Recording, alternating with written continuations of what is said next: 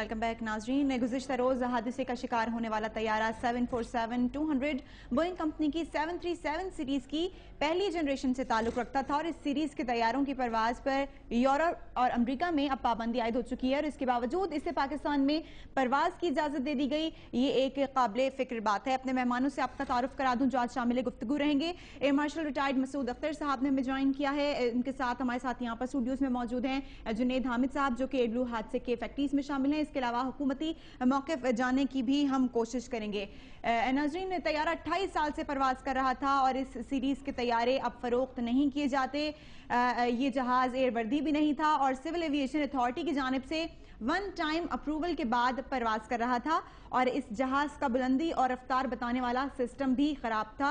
आपको एक बात का गुफ्तगू शुरू करते हैं हमारी अपनी जनाब air marshal retired Masood Akhtar साहब से।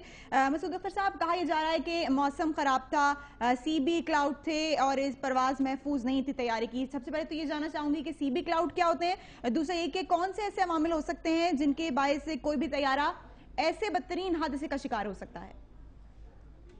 बहुत शुक्रिया। नंबर एक, क्यूमुलोनिम्बस या सीबी क्लाउड्स वो होते हैं जिनमें के थंडरस्टॉर्म, गरज और चमक हो रही हो, बारिश हो रही हो, हवाएं तेज चल रही हो, अनप्रिडिक्टेबल हो, तो उसमें से जहाज को बिल्कुल नहीं जाना चाहिए।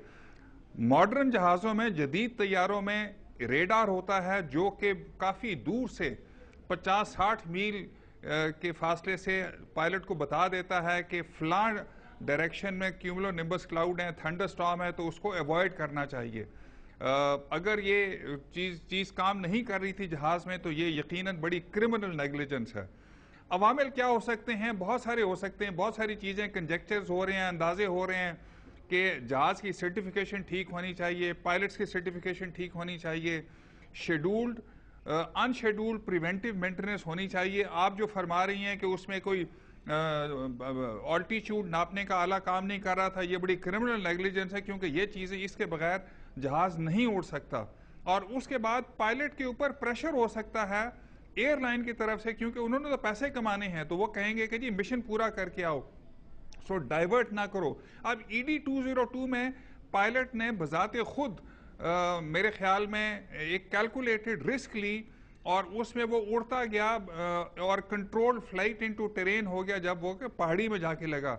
इस केस में जो है अगलब ये हुआ है कि जब वो नंबर एक, उसके पास रेडार काम करना चाहिए था ताकि वो वेदर रेडार से देख लेता कि वहाँ पे थंडरस्टॉर्म है, सीबी क्लाउड्स हैं। जब वो वहाँ पे आया है तो 1500 से 2000 फुट की बुलंदी पर तकरीबन 6 मील के फासले पर चकलाला से, टचडाउन पॉइंट से उसको ये वेदर मिला है।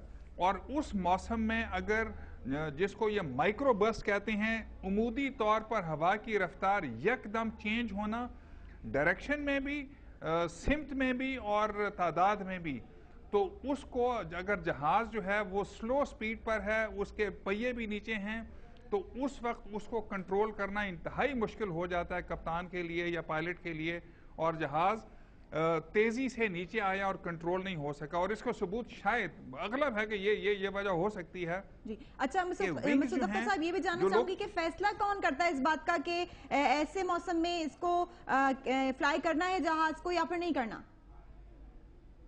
ये सरासर कप्तान का फैसला होता है।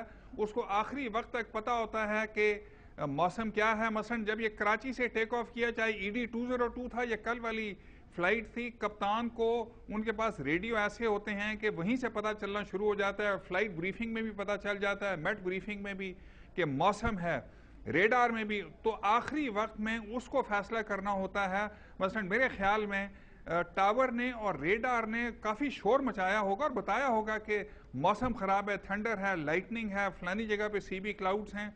अगर बताया है और कप्तान ने प्रेस ऑन किया है तो ये बड़ी ही इंतहाई गलती है जो कि नहीं होना चाहिए था। अच्छा, ऐसी सूरत हाल में एयर ट्रैफिक कंट्रोल की क्या जिम्मेदारी बनती है?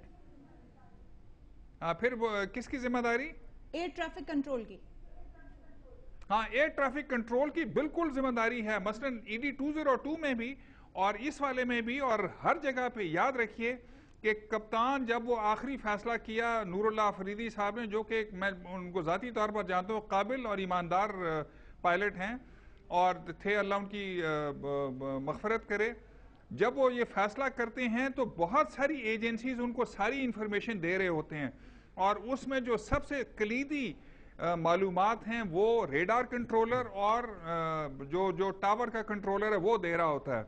तो ये जिम्मेदारी मालूमात बहम पहुंचाना बाहर से उनका है, और याद रखिए कि पायलट के ऊपर बड़ा वर्कलोड होता है। बीसियों इंफॉर्मेशन आ रही होती हैं कॉकपिट के अंदर से, बीसियों इंफॉर्मेशन आ रही होती हैं बाहर से, उसको सारों को फ्यूज करके एक फैसला करना होता है, और अब उसको इंप्लीमेंट करके अगले ही सानिये उसको वो फैसला रिव्यू करना होता है कि सही या गलत है, चेंज करना है। तो ये बहुत बड़े बड़े फैसले होते हैं, तो सारी एजेंसी लगी होती हैं जो कि इसमें हुआ है, और आखिरी फैसला कहीं पर गलत हुआ है। अच्छा मसूद अख्तर साहब, खुसूसी तौर पर कल के हादसे की अगर बात की जाए, कहा यह जा रहा है कि मौसम की खराबी इसकी वजह बना, और वहां पर बिजली भी चमक रही थी जो इस हादसे का बाइस बनी। क्या सिर्फ आप क्या समझते हैं, क्या सिर्फ यही एक मुमकिन वजह हो सकती है हादसे की? नहीं, यही मुमकिन वजह शायद ना हो। बहुत सारी चीजें, मसलन आज अखबारों में बहुत कुछ आया कि इस जहाज को दबाव के तहत सर्टिफाई किया गया। अगर ये सच है, तो जिन डीजी के नाम लिया गया वो हमारे दोस्त हैं, काबिल हैं, ईमानदार आदमी हैं।